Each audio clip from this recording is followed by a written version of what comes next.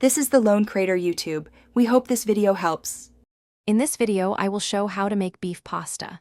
First, grab a large skillet and place it over medium-high heat. Add 1 pound of ground beef and begin browning it.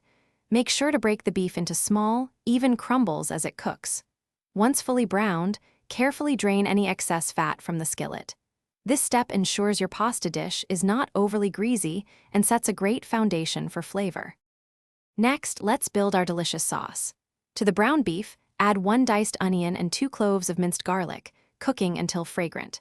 Then, pour in 1 28-ounce can of crushed tomatoes and 1/2 cup of water. Stir everything together, then season with 1 teaspoon each of dried oregano, basil, and salt, plus 1/4 teaspoon of black pepper. Let this simmer gently for at least 15 minutes to allow the flavors to meld beautifully. While your sauce simmers, it's time to cook the pasta. Bring a large pot of salted water to a boil and add 8 ounces of your preferred pasta. Cook it until it's perfectly al dente, which usually takes about 8 to 10 minutes.